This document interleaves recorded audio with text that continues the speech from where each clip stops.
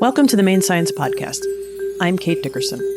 Today's episode is a conversation I had with Kirsten Hibbard, who is the Executive Director of the Challenger Learning Center of Maine. Kirsten and I have known each other a long time, and our organizations have been longtime partners in a bunch of different informal education programs. Even though we've known each other for a while, I still learned a ton about Kirsten during our conversation. One thing I already did know, and that I'm sure comes through, is her deep love of all things STEM and getting Mainers excited about exploring our world. Our conversation was recorded in December 2025. I hope you enjoy it as much as I did. Today's episode is supported by Maine Technology Institute. MTI is celebrating 25 years of making grants, loans, and equity investments to businesses, organizations, and entrepreneurs to strengthen Maine's innovation economy. Kirsten, welcome to the Maine Science Podcast. You and I have known each other, it feels like a million years, but it hasn't been quite that long. But we've partnered up for a really long time, starting back when I did the Science Festival. And at some point recently, I realized Kirsten would be great to talk to about how she got where she is. So I'm really glad that you are willing to talk to us. I'm just going to do a little spoiler here. I think people will be surprised to know that you worked as an engineer for a while. Yeah. Only because if they're like me, they're like, well, she's just always done Challenger stuff. So I was kind of hoping you'd just kind of do the lay of the land for us. What's the science and engineering hook for you? Well, I'm so excited I get to actually be in the podcast. So thank you for having me. Yeah, so I've always loved the world of STEM. Let's say I've always been a fan. And I am so fortunate to have landed and get to be part of an amazing organization, which is the Challenger Center here in Bangor. But yep, I would say my love for STEM has been a long time running. Like you said, really going back to my major in college, which was engineering. And as you may know, I am from away. So I'm also fortunate that STEM in a roundabout way has brought me to Maine. So I'm very lucky that way. The fact that you've always been interested in engineering and STEM, I mean, that's good, right? Some people come to it at all different times. So my first question is, what engineering and why engineering? Because you are a little bit younger than me, but not enough younger than me that it was clear that engineering was a path for anybody who didn't already know about it. I come from a family of engineers. So it was always kind of this funny joke that like, oh, yes, you'll be an engineer. Like, of course, you come from engineers, you'll be one. But I will say that I'm the first female engineer from my family. So, that is a big milestone. I was fortunate enough to grow up in the greater Atlanta area in the suburbs of Atlanta.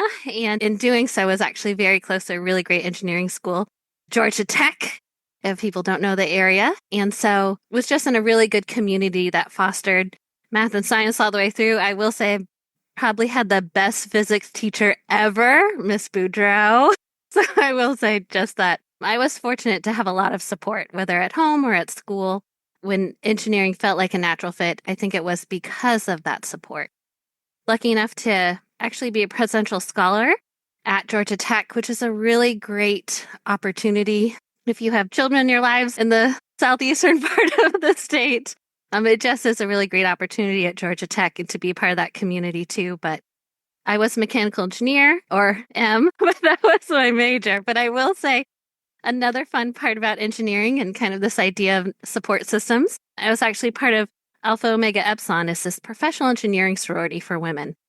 And it's really talking about the sisterhood and supporting others. And yes, 25% or less of your major might be the gender that you identify with. So that was a really neat organization to be a part of. And they weren't just MEs, they were chemies, bioengineers, just civils, everything. But it really was saying we support each other. And we really, in that case, met with other women who are out there forging ahead for us and kind of who are out there in the world. And so that was really a neat support system within Georgia Tech, too, that I got to be a part of. All right. So you grew up just outside of Atlanta. You were in the Southeast. I know you got to Maine. Tell us that path. So out of Georgia Tech, went to work for General Electric. They have a really awesome operations management leadership program. It's really saying, we see you as a future leader within our organization, as an engineer. And as an engineer, thinking as a leader, that is a part you need to add to your toolbox. So they really cultivated that. And so with that, you actually travel all over the U.S. I was in a lot of different manufacturing facilities, one of them being Maine. And so when I was in Maine for one of my rotations was like, this place is amazing. I like it. It fulfills my professional wants and needs, but then also on a personal level, like what an amazing place to live. Just the outdoors, the small town feel of it. So then when I came out of that program, they call it rotate off the program. It was like, I want to have a permanent position in Maine. That was a big part. So being a manufacturing engineer for GE is just awesome, really integrating technology into how you can make things better for people, obviously better for the bottom line, but really saying, how can we do this better in a smart way and really do it in an innovative way? So that's where it's like, wow, people think about engineering and it's not just sitting in some cubicle. It's like really using that creative aspect, which was great and I loved. It's so interesting. You're the second person I've spoken with actually mechanical engineering. The other one is a current graduate student, and she talked explicitly about the appeal of being able to use creativity as part of her work. And that is not the usual way that people think about engineering. I mean, I agree with it. I think it's totally on target, but we don't talk about that part of engineering. I mean, let's be real. There's a creative aspect in virtually every type of path that you choose, but I don't think people realize quite at the forefront it can be in different engineering programs. Oh, it's like, okay, as growing up, you love puzzles and mind tricks of I got to figure this out, and it's a brain teaser. And it's almost like that. You show up to work every day and you think, wow, I have this problem. All right, if I'm going to mathematically calculate it, but then think totally outside the box, and then you can come up with some amazing solutions that, yes, require the math and the science, but dang, can be really, really fun. I loved that aspect of it. Loved it. One of the things I most appreciate about every time I talk to you is your deep passion for what it is you're doing right now. And it's clear that you have carried that with you with engineering, but now you're running the Challenger Learning Center of Maine, which is not the same as manufacturing engineering. I mean, it's a lot of creative problem solving, a lot of cool stuff, but it's not that. So how did you end up in the world of informal education? Yeah, I'll give a little bit of a teaser. So GE many times allows their employees, if they have initiative within the community, to really explore that. And so when I was in one of my rotations down in North Carolina, GE supported me to be like, hey, my fellow engineers. So think about him encouraging your whole department to be like, we're going to run a day to talk about engineering. And really, it was the aspects of STEM, all the letters of STEM. We're going to run it at a local college for Girl Scouts for free. And I went to each of the cubicles being like, all right, Tim, you're a great electrical engineer. Let's do this. You're going to run this station, right? And so they're like, yeah, sure. Whatever, Kirsten. They showed up. It was free. So it wasn't sold out. It was completely filled. It was just this amazing time doing experiments all day. And these engineers were like, wow, we got out of the facility. That was kind of great. That was awesome. And I was like, ooh, this is step one. Again, this was in our free time, just kind of brought me a lot of joy. Like, Kate, that filled my cup. So let's say, had been able to do a couple of those things along the way, which a lot of people do in different ways, and I think as professionals. But then personally, I was at a point with my family where we were really trying to say, all right, we're going to have babies. What can we do? How do we want our family to be? And part of that was saying we were fortunate enough with my husband and myself to say, I'd like to stay home more with babies and maybe not have my manufacturing schedule. So luckily, we could do that. So staying home with kids part-time, but then I still wanted my toe in the door of STEM, right? Because that was still my joy. And so that's what was neat about this greater Bangor area here is there was a Challenger Center. And it was saying, it was a very small ad in the newspaper. Like, I don't think I look at newspaper ads anymore, but at the time it was saying like, hey, we're a STEM outreach, and I was like, oh, I've tried some of that before. I like that. And I could work part-time and be home 3 days a week with an infant. And so it started off very minimal, where it was really just literally doing the STEM outreach where I'm not an educator by training. I had a passion about it, but I had all the other elements that I needed to be able to teach the STEM topics and could do it on a schedule that really worked for me as a primary parent in my family. And then, of course, you just keep getting sucked in, Kate. And you're like, I want to try that. I want to run that club. Let's run summer camp. But it's neat. At the Challenger Center here is really kind of known for, as a small nonprofit, to create schedules that allow people to fit that with their home life, which isn't always the case, and not all businesses can create that culture. But then also, it's a beautiful blend of, I'm not the only engineer here. And there are teachers here. And it's really kind of looking at people that either work in STEM or are really strong educators and blend those all together. And we work well together to really create this full aspect of promoting STEM for Maine students. So yeah, Challenger, I'm here, loving it. And you don't have to know space work at Challenger, but you have to get excited about it. Which is not really that hard, let's be honest, right? I mean, it's not hard for you and I. So I think the ability to have a culture of deep flexibility is really forward thinking. And I was really lucky enough back in the dark ages 25 years ago, when my son was an infant, I worked at another nonprofit, really small. I was out in Seattle, and they changed my work expectations so that I could do that kind of full-time, part-time drop down. You're right. It allows you to have this other part of your brain going that you need without feeling like you have to cut off one part of you entirely. And I often wondered how that can become more standard. And I don't have a good answer. I think unless it gets mandated somehow, which is not how the world works, like it has to be you find the right company or the right organization with that culture. And my experience has always been you get it back in so many ways because you get people who are totally invested while they're with you and bring their best, and they aren't having to figure out all the hard stuff. But it's hard. You know, running a nonprofit, it's hard. Like, how do you balance all the part-time work? How do you balance the benefits? How do you balance all of it? It makes it harder on the people running the place. Yeah. It just does. And you have to be okay with that. I'm curious, like, it sounds like that has always been the culture at Challenger. Is that true? It is. Challenger is a place that really is about creating things for students, for children. And so if a staff member has an immediate, their nuclear family has a student in it, if their extended family, it's like, yeah, involve them. Ask what they're passionate about. Include that in part of why you're working here.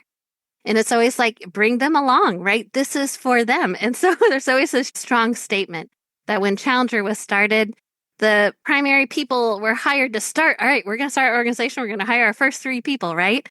Well, one of them set up a pack and play in the office, and that baby was there. And you can wear your baby to a meeting. That's just been the standard from day one.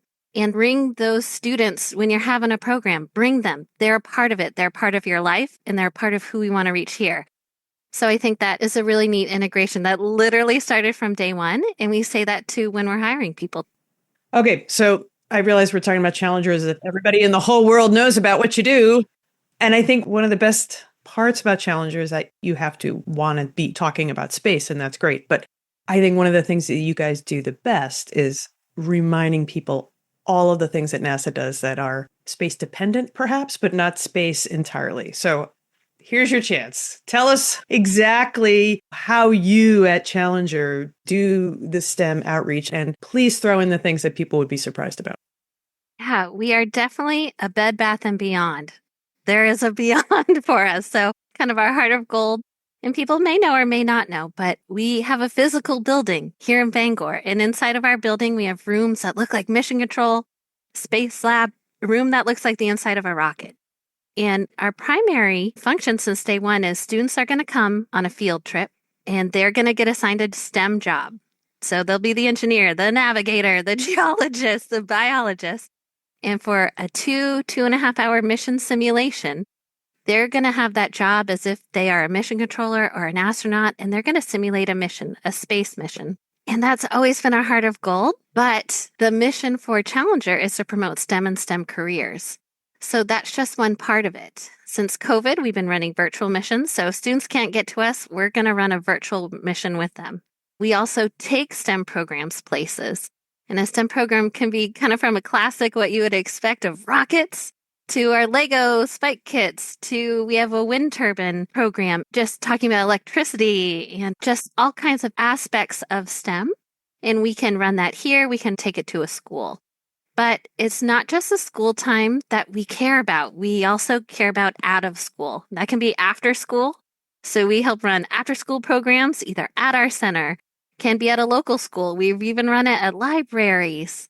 Out of school also represents when they are out of school in the summer or on vacation.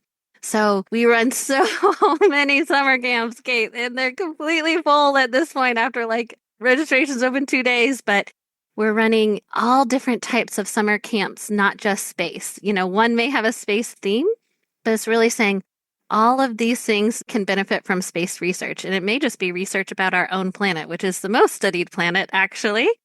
And then another big part of it is also saying we're going to run public programs. We're going to run PD sessions for teachers. Like we have an ERIS PD session, which is basically helping teachers fill out the NASA application to do a downlink with the ISS and how to use hand radio and how to do it at their schools and really connect with great SMEs at NASA.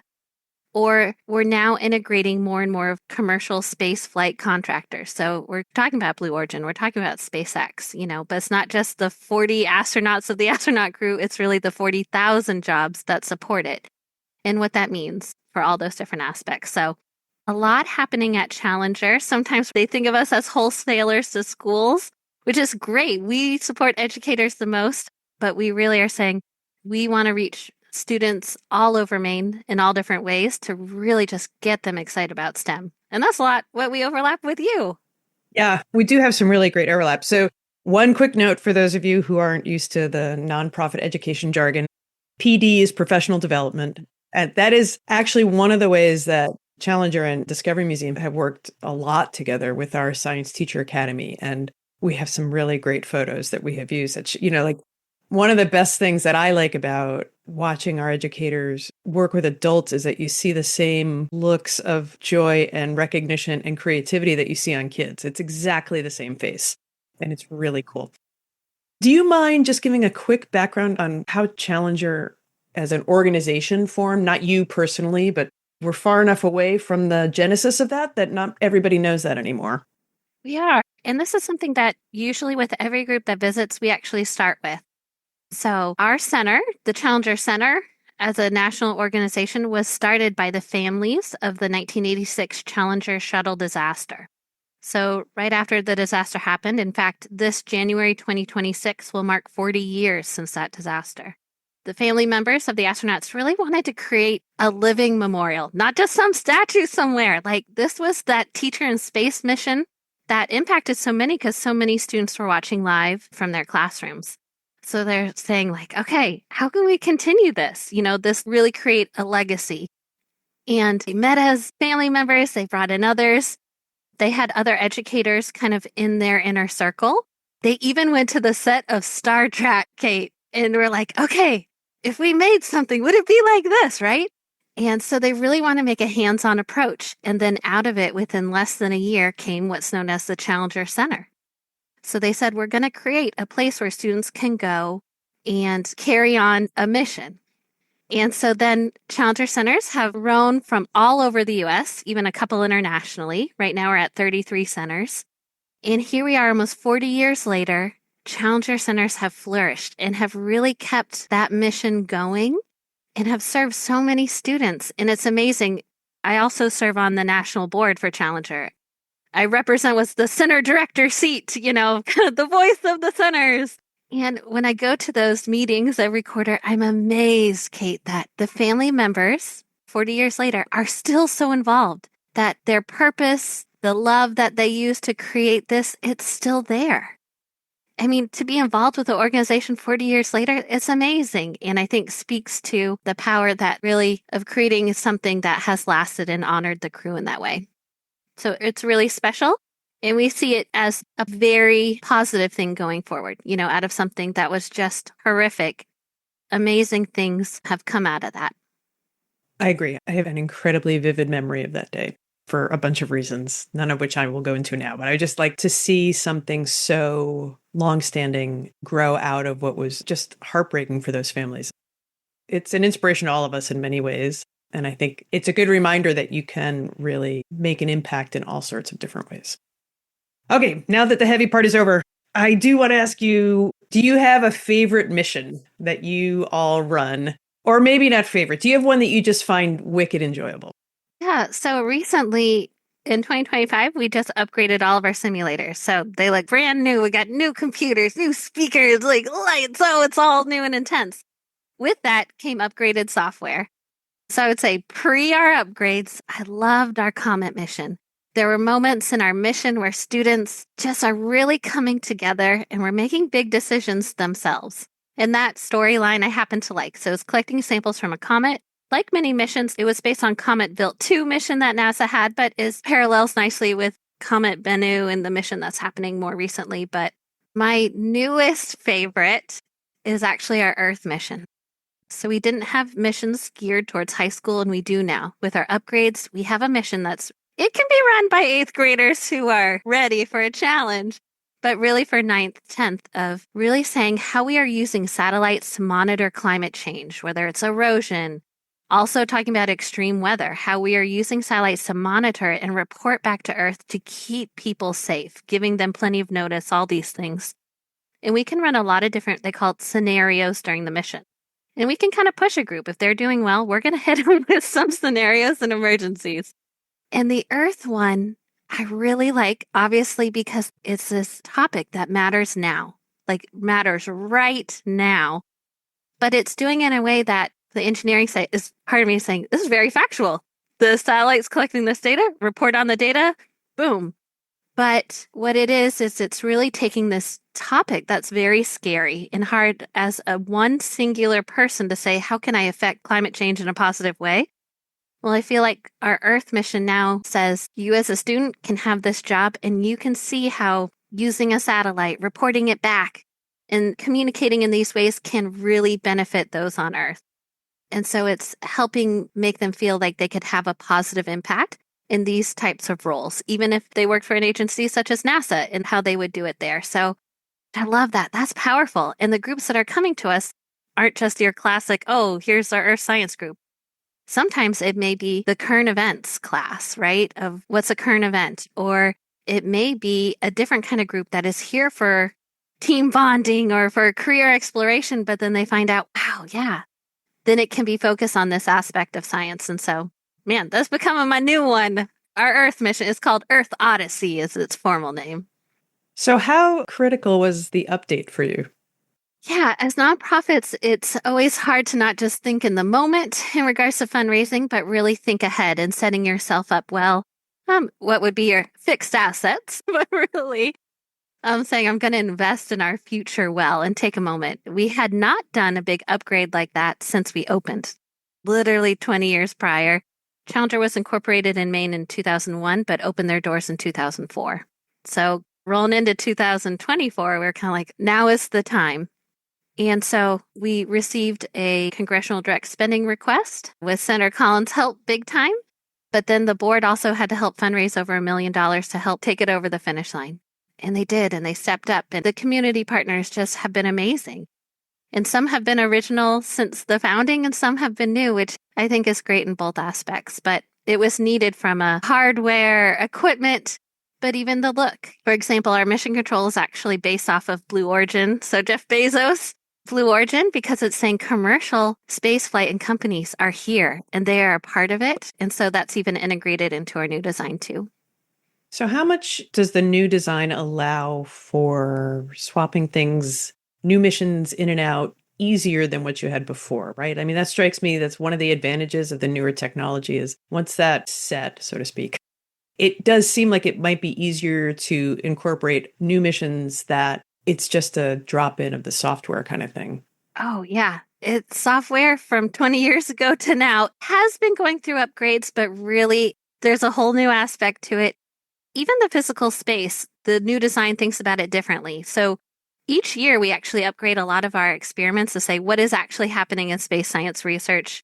Can we integrate that now? So it's kind of creating those, we call them isolation chambers, glove box. We have a hydroponic system, all those things of, do we even have spaces to switch out our experiments? Because we may be running a sequence that they actually make a discovery about water on a certain exoplanet or something, while we're running it. So we want to stay current and really replicate the on-Earth version of an experiment as much as we can. So it's creating flexibility there to allow us to do that. We've also made the physical footprint of the space lab bigger. All right, so if you remember anything from this podcast, students have an idea sometimes. Oh, this is what science is. This is what my high school science lab looks like. A room with tables, some sinks, right? Things like that. And we try to say science can happen in all different places, right? You can be outdoors. You can be in a river. You can be in an off-Earth laboratory. Science is happening here. STEM is happening here. And so we physically made the space bigger so we can run more programs in it with a flexibility, right, to run different types of experiments. And for us, it's simulations, right? You may be building a satellite and more space to do that. And we want to have students do it in that space. So if you are in a place that looks like an off-Earth laboratory, you're changing your mindset of where you can do STEM. And so that's just one small part of it, but I think an important part. Do you have any interest personally in going to space? Me, no. Okay. I was just double checking. But I'd love to support somebody. I mean, I wonder how many kids come in and be like, yeah, I don't want to. And then they get done with doing one of your missions. They're like, that was awesome. Sign me up. Well, and we have two sides. You go in mission control, then you go be an astronaut. And there are so many students that say, I love being a mission controller. I love being the person that it's my experiment. And they're giving me the data about my experiment. You know, the astronauts are just the eyes, ears, hands, right? Sending data back. But I'm the one who's running the experiment. I'm the one who's saying, wow, we're in an emergency. And they have to do a risk analysis and take care of it. And they really like that support aspect of being the engineer or scientist on Earth. So we love when we convert a mission control specialist. I think that's what, a million years ago when my daughter did the program when she was in school, I think she said she was a communication director and she loved it. After they hit a certain age, you don't really hear what goes on at school, right? And we heard a lot about what happened that day. She was totally psyched about it. It was really cool. And that brings up a good point that we say it in the mission. Communications is key. You can be this amazing scientist, this amazing engineer, but if you can't communicate with your partner, if you can't communicate with your team, even something as simple as we'll hear them say, oh, that's 3.2. Well, what's your units of measure? Like simple things. You have to communicate well to work as a team, which is a big aspect of the mission and of life. But communications is just so critical in all aspects of that mission, and they really see it. And teachers are like, oh, yes, the soft skills that have to go along with it. And that matters. So I'm glad that hit home, and I hope it still is. She's definitely the communicator in the family in all the good ways. She's great. Kirsten, I am really appreciative of your time. Just as importantly, I'm appreciative of all the work we've been able to do together. I think we are both better off because we are able to collaborate and partner and we figure out who can do what. And I think the job that you guys are doing for inspiring kids and adults and connecting space to what actually is here on Earth is really critical and cool. You get people to do science before they even realize they're doing it. It's pretty awesome. Yeah. Challenger is a fun place to work because it many times is the place where we can say yes. So I think that for other people out there that work in different capacities and different fields, but there'll be an opportunity to say yes, and it's going to bring you joy, and it's going to spread knowledge about what's happening in STEM, and that is just so awesome. So Kate's going to come for you. You're out there in the audience. Say yes, do it. And anyone, and then just an open invitation. Challenger is here for students, but really for people of Maine. And we want just everyone to be able to come see it and to really think of it as one of the STEM centers for them. Hope anyone's welcome. We can't end on a better note than that. Thanks a million. Awesome. Thanks, Kate. Thanks for listening to the Maine Science Podcast. Make sure you never miss an episode by following us on your podcast platform of choice. And please leave a rating and review. It will help more people find us and help spread the word about some of the remarkable people doing science in Maine. The Maine Science Podcast is recorded at Discovery Studios at the Maine Discovery Museum in Bangor, Maine. The Maine Science Podcast is executive produced and hosted by me, Kate Dickerson, and edited and produced by Scott Loiselle. And the Discover Maine theme was composed and performed by Nick Parker.